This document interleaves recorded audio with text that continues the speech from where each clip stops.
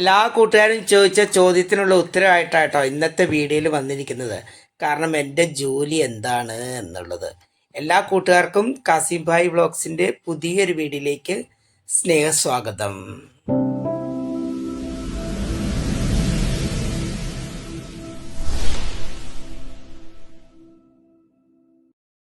വെളുപ്പിന് ഒരു 5:45 ഒരു കഷ്ണം ബിസ്ക്കറ്റും അതുപോലെ തന്നെ ഒരു ഗ്ലാസ് കട്ടൻ ചായയും കുടിച്ച് ഞാൻ വീട്ടിൽ നിന്ന് ഇറങ്ങുക കേട്ടോ. നമ്മുടെ പലകവാതിലൊക്കെ തള്ളി തുറന്നുകൊണ്ട് അങ്ങനെ ഞാൻ പുറത്തോട്ട് ഇറങ്ങി. ചെറിയൊരു മഞ്ഞ് പോലത്തെ ഒരു സമയം കേട്ടോ. നോമ്പ് കാലത്തിന് മുമ്പേ ഉള്ളൊരു വീഡിയോ ആണ്. അപ്പോൾ എന്താ വെച്ച് കഴിഞ്ഞാൽ ഇതെല്ലാം കൂടി ഇട്ട് കാലിൽ ചെരുപ്പ് ഇട്ട് ഞാൻ യാത്ര തിരിച്ചു. നല്ല ഇരുട്ടാണ് ആ സമയത്തും. അപ്പം നമ്മുടെ ടോർച്ചും കത്തിച്ച് ഞാൻ മുറ്റത്ത് കൂടെ നടക്കുകയാണ്. പോകുന്ന വഴിക്ക് ഞാൻ എൻ്റെ ചെടികളോടെല്ലാം ഒന്ന് യാത്ര പറയും. എല്ലാവരും ഒരിക്കൽ കൂടി വീക്ഷിക്കും. അത് വരുമ്പോഴും അത് പതിവാട്ടോ. കാരണം നമുക്ക് നമ്മുടെ മക്കളെ പോലെയാണല്ലോ ചെടി എന്ന് പറഞ്ഞു കഴിഞ്ഞാൽ. അപ്പം ഇന്ന് വിരിയേണ്ട റോസാമൊട്ടുകളൊക്കെ ഏതൊക്കെയാണ്, ആരൊക്കെയാണ് വിരിഞ്ഞത് എന്നുള്ള കാഴ്ചകളൊക്കെ ഞാനൊന്ന് നോക്കി കണ്ടുവച്ചിട്ട് തന്നെ പോവുള്ളൂ. പിന്നെ മൊത്തത്തിൽ വീടും കൂടി ഒന്നും കൂടി തിരിനോട്ടം കഴിഞ്ഞിട്ട് ഞാൻ നേരെ മുമ്പോട്ട് നടക്കും കേട്ടോ. രാവിലെ ഈ സമയത്തേക്ക് അങ്ങനെ പൊളച്ച് പെട്ടെന്ന് വരില്ല. അപ്പം വീണ് കിടക്കുന്ന ഓലയുടെ മറികടന്ന് അപ്പുറത്തെ വീട്ടിലെ മതിൽ ചാടി 2 പൂച്ചകളോടും യാത്ര പറഞ്ഞ് ഞാൻ നമ്മുടെ റോഡ് വഴി നേരെ നമ്മുടെ ബസ് സ്റ്റോപ്പിലോട്ടെത്തി. കൃത്യം 6 മണിക്ക് നമ്മുടെ ബസ് വരും കേട്ടോ. സൂര്യനാണെങ്കിൽ വന്നിട്ടുമില്ല, ചന്ദ്രനോട്ട് പോയിട്ടില്ല. ആ ഒരു സമയമാണ്. കിഴക്കിങ്ങനെ പതുക്കനെ വെള്ളം കീറി തുടങ്ങിയിട്ടുണ്ട് കേട്ടോ. ചെറിയ രീതിയിൽ വെട്ടങ്ങ് വീശി വീശി വരുന്നുണ്ട്. ആ സമയത്തേക്ക് ഏകദേശം നമ്മുടെ ബസ്സും വരാൻ സമയമാവും. അങ്ങ് കാണുന്ന പൊട്ട് വെളിച്ചം കണ്ടോ, ഇതാട്ടോ നമ്മുടെ ബസ്. നമ്മുടെ IPC ആണ്, ചെറുപുഴ ഭാഗത്തോട്ട് പോകുന്ന ബസ്സാട്ടോ. രാവിലത്തെ നമ്മുടെ ഭാഗത്തെ ആദ്യ ബസ്സാണ് കേട്ടോ. ചിലപ്പോൾ ആദ്യ ബസ്സിൽ കയറുന്നത് ഞാൻ തന്നെ ആയിരിക്കും, അല്ലെങ്കിൽ ചില ദിവസം അപ്പുറത്ത് ഏതെങ്കിലും ഒരാൾ കയറിയിട്ടുണ്ടാവും, അല്ലെങ്കിൽ ഞാൻ തന്നെയാട്ടോ ഫസ്റ്റ് ബസ്സിൽ കയറുക. അങ്ങനെ ഈ ബസ് പുതിയങ്ങാടിയും കടന്ന് അതുപോലെ തന്നെ നമ്മുടെ മാങ്കോട് ചെന്ന് ചതിരൂർ കടന്ന് ആ വഴിയൊക്കെ ചുറ്റി തിരിഞ്ഞിട്ട് കീഴ്പള്ളി വഴി നമ്മളെ യഥാർത്ഥമായ ജോലി സ്ഥലത്തോട്ട് എത്തുന്ന കേട്ടോ. കീഴ്പള്ളി ടൗണിൽ എത്തുമ്പോഴത്തേക്കും കുറച്ച് വെട്ടം അവിടെ ഇവിടെയൊക്കെ വെണ്ണ് തുടങ്ങിയിട്ടുണ്ടാവും കേട്ടോ. ഇതാ നമ്മുടെ കീഴ്പള്ളി ടൗൺ വഴി ബസ് ഇങ്ങനെ പാസ് ചെയ്ത് ഇങ്ങനെ പോകുക കേട്ടോ. ചില സമയത്ത് അതിൻ്റെ കയറി കഴിഞ്ഞാൽ ഒരു പാട്ടൊക്കെ കേട്ട് അങ്ങനെ സൈഡിൽ കൂടെ ഇങ്ങനെ ഇരിക്കും. അല്ലെങ്കിൽ ചില ദിവസം ഞാൻ ചിലപ്പം ജസ്റ്റ് ഒന്ന് ഉറങ്ങിപ്പോകും കേട്ടോ. അങ്ങനെ നമ്മുടെ യഥാർത്ഥമായ സ്ഥലത്തെത്തി.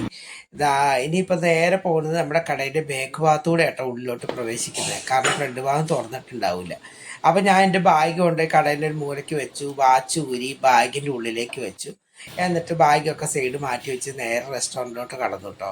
ഇനിയിപ്പോൾ എൻ്റെ പ്രധാന പരിപാടി എന്താ വെച്ചാൽ ലൈറ്റൊക്കെ ഇട്ടിട്ട് ഈ ഇന്നലെ ഉണ്ടായിരുന്ന കടീൻ്റെ ആ തട്ടുകളൊക്കെ ഒന്ന് വൃത്തിയാക്കണം. പിന്നെ നമ്മുടെ വേസ്റ്റ് കൊട്ടയിലുള്ള വേസ്റ്റ് ഉള്ളത് കൊണ്ടൊക്കെ തട്ടണം. പിന്നെ മൊത്തത്തിൽ ഒന്ന് അടിച്ച് വാരി ഒന്ന് ടേബിളൊക്കെ ഒന്ന് തുടച്ച് സെറ്റ് ആകുമ്പോഴത്തേക്കും അവിടെ പൂരിയും ദോശയും ചട്നിയൊക്കെ റെഡിയാവും കേട്ടോ.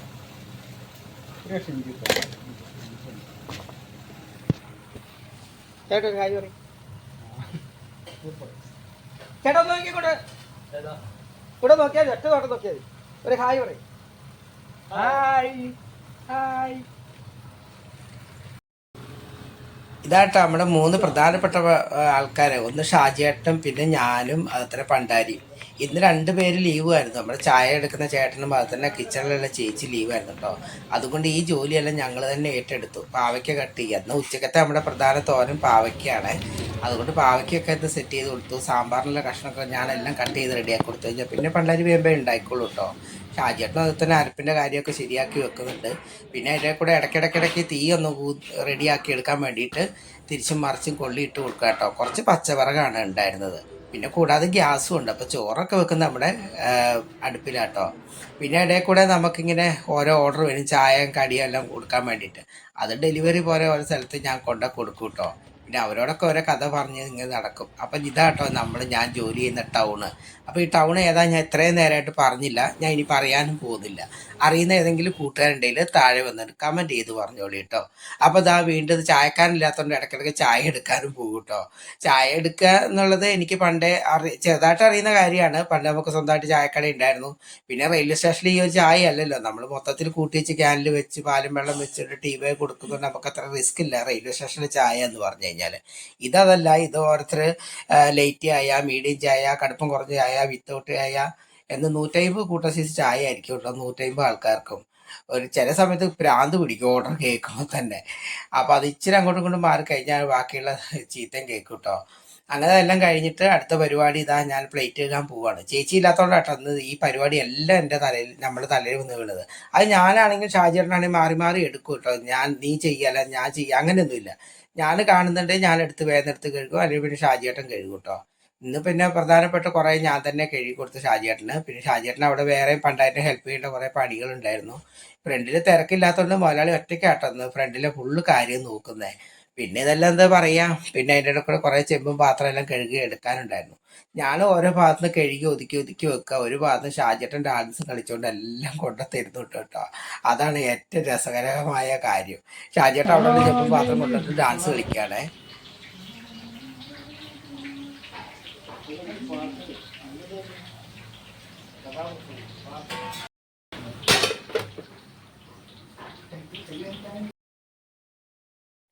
അങ്ങനെ ഷാജിയേട്ടൻ വലിയ ചെമ്പും പാത്രം കൊണ്ടിട്ട് ഭയങ്കര ഡാൻസ് കളി ഇത് കേട്ടോ. പണ്ടാരിച്ചേട്ടനാണ് നോക്കിയെന്ന് ചിരിക്കുന്നുണ്ട്. പണ്ടാരിച്ചേട്ടൻ കാര്യമായിട്ട് പക്കാവട ഇടുന്ന തിരക്കിലാണ് കേട്ടോ.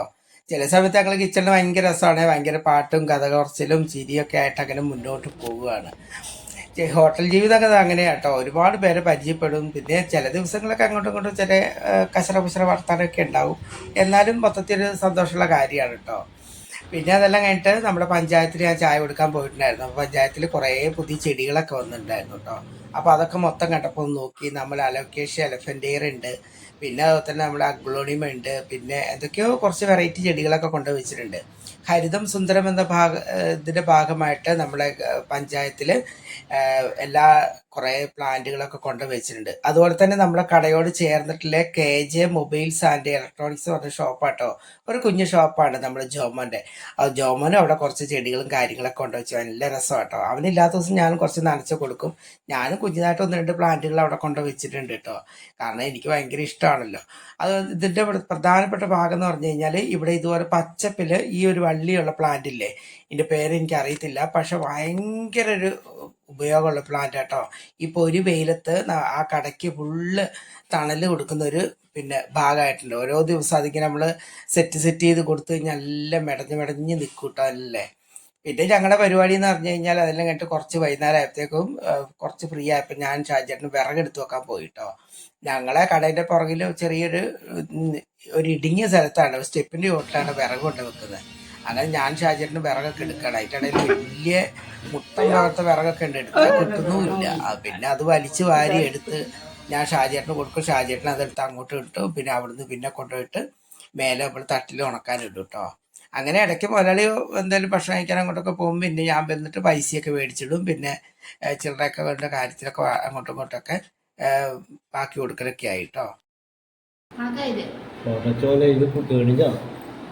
ഞാൻ ഒരു ടിക്കറ്റ് മതി എന്ന് വെച്ചിട്ട് ആദ്യം 20 റുപ്യ നിന്റെ തന്നു. എത്ര ടിക്കറ്റ് ഉണ്ടാ? 20 കൂടി കൊടുത്താ നിന്റെ പൈസ. അങ്ങനെ നമ്മുടെ ഹോട്ടലിലോട്ട് കുറേ ലോട്ടറിക്കാർ ഇടക്കിടക്ക് വരും. അക്കൂട്ടത്തിൽ എനിക്ക് ഏറ്റവും ഇഷ്ടപ്പെട്ട പയ്യനാട്ടോ നമ്മുടെ ശരത്ത് ഇവിടെ വന്നിട്ട് നമുക്ക് ഓരോ ലോട്ടറിയൊക്കെ തരും. പിന്നെ അവൻ്റെ ഓരോ കൊച്ചു വർത്താനങ്ങളൊക്കെ കേട്ടിരിക്കും കേട്ടോ. ശരത്തിനെ അറിയുന്നവരാരെങ്കിലും ഉണ്ടെങ്കിൽ അവൻ്റെ അടുത്ത് ഇടയ്ക്ക് ഒരു ലോട്ടറിയൊക്കെ എടുക്കണേ. അവന് പറ്റുന്ന രീതിയിൽ അവന് ചെയ്യുന്ന ജോലിയാണല്ലേ, അപ്പോൾ അവന് സപ്പോർട്ട് ചെയ്തിട്ട് എല്ലാവരും മുമ്പോട്ട് വരണം കേട്ടോ. അങ്ങനെ ഇത്രയേ ഉള്ളൂ. ഇപ്പോൾ ജോലി കഴിഞ്ഞാൽ നമ്മുടെ വീട്ടിലേക്ക് മടങ്ങുകയാണ്. എന്നും സാഗർ ബസ്സിനാട്ടോ ഞാൻ വീട്ടിലോട്ട് പോകുന്നത്. അപ്പോൾ വീഡിയോ ഇഷ്ടപ്പെട്ട എല്ലാ കൂട്ടുകാരും ഒന്ന് ലൈക്ക് അടിച്ച് സപ്പോർട്ട് ചെയ്യാൻ മറക്കല്ലേ. ഇനിയും സബ്സ്ക്രൈബ് ചെയ്യാത്ത കൂട്ടുകാരുണ്ടെങ്കിൽ ഒന്ന് സബ്സ്ക്രൈബ് ചെയ്യാനും, ഇനി നിങ്ങൾ ഫേസ്ബുക്കിലാണ് കാണുന്നെങ്കിൽ ഫോളോ ചെയ്യാനും മറക്കല്ലേ. പുതിയ വീഡിയോ വിശേഷമായിട്ട് വീണ്ടും കാണാം. ബൈ.